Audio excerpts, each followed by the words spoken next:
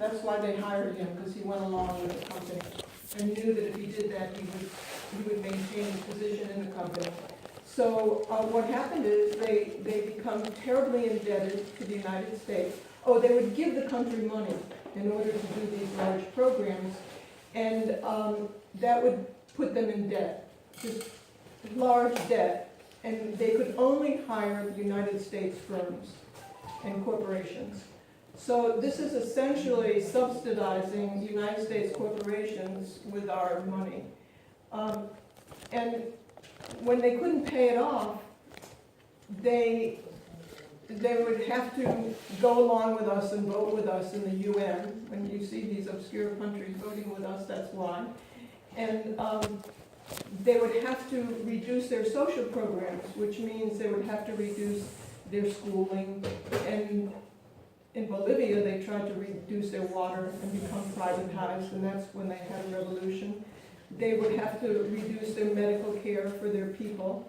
So it really killed a lot of people and made a lot of people suffer because they were in tremendous debt.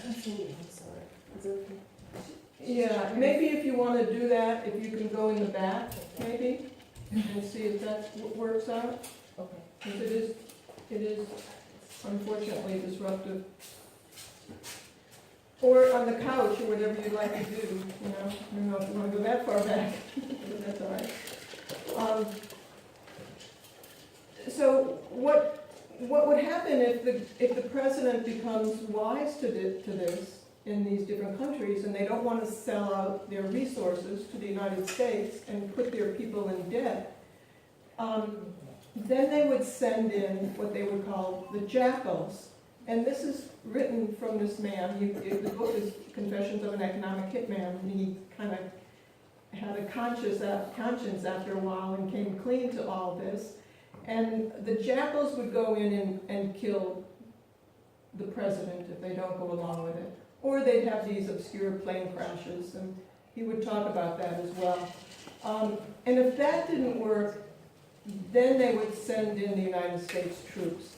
So about 1950, they learned that it was easier, less expensive, to buy out the country in this way and give the United States different jobs, our corporations, keep them going, and not have to send in the troops. So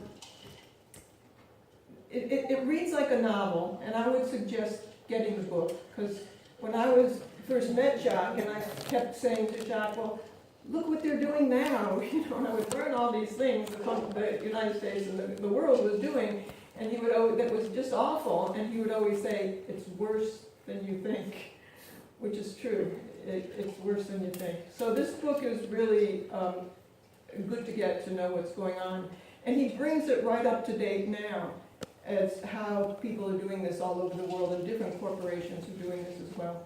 And it's come home to us, too. The other book that we recommend is War is a Racket by Smedley Butler.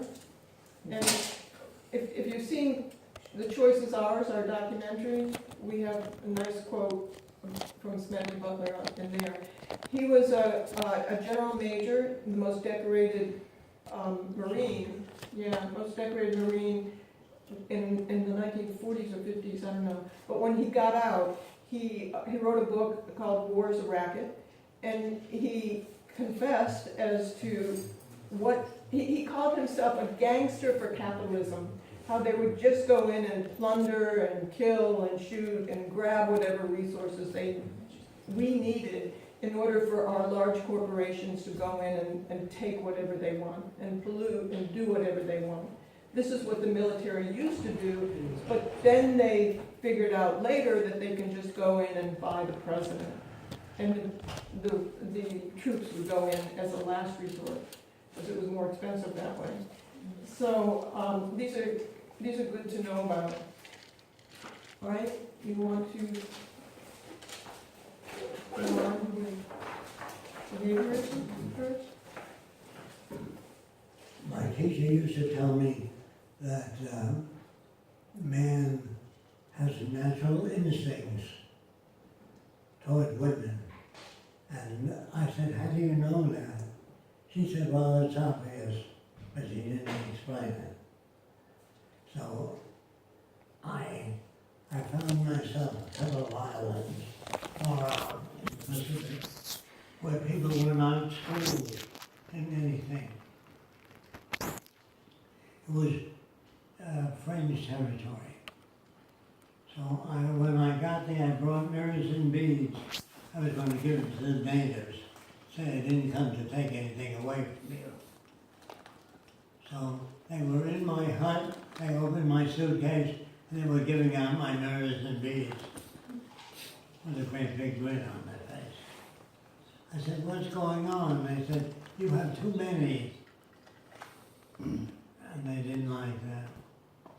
So they gave them away to members of their own tribe. So I asked the members of the tribe if they build a little outrigger canoe for me. I can build a better one than they can, but I wanted to participate. So they got in a huddle, they disappeared, they didn't say anything. And they brought the outrigger canoe and put it down and they said, that's for you. Oh, that was nice of them. And then, of course, they didn't wear clothing at all. And what happened is, Well, the outrigger canoe, yeah, a couple weeks later, I heard some noise outside, and I looked out, and they were sneaking off with their canoe. I said, what's going on? They said, you no use. And if you didn't use it, they took it back. They were very different people.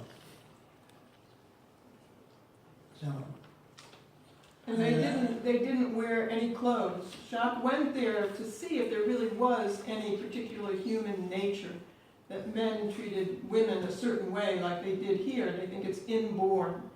So he wanted to test it out because he didn't take anything that they taught as law. You know, he just thought that they were just using a word, human nature, that didn't mean anything. He didn't understand it. So he went there to see if men had a certain human nature. And they all walked around nude. And he noticed that the men didn't look at the breasts or the butt or the legs as their women were walking. They looked at their eyes when they talked to them. You know, in this culture, if you're a woman, you notice that men just look at your breasts when you're talking. They don't look at your eyes, they look at your breasts. And I think that they don't notice that, but you know, it's very noticeable. So it was none of that. And you want to go over the hut or the... yeah, I went in their huts to see if they had any nude pictures of women. No, they didn't. They couldn't sell pornography there. You know, you think that pornography, you'll never get rid of that. There's a reason for it. And there was no peeping toms. You know? Yeah. You understand that? No peeping toms. And he watched them make love, not because he was a voyeur, you know, but he wanted to see if it was different in different cultures. So, and a lot of times they just made love on the beach in public. They had no religious, moral upbringing. You know, they didn't know anything about that. That's superimposed upon us, and we think that there's a definite right and wrong and good and bad. We learn that in our culture. So he watched them make love. They put their hands on the top of the head and they stroked the whole person. He liked you. But anyway, they were very different. It's like when you pet a dog, you pet the whole dog, you know? You go from the head all the way down. You don't stop at the balls. That's the way it was. They just, the whole girl, you know, right? We don't like you. So,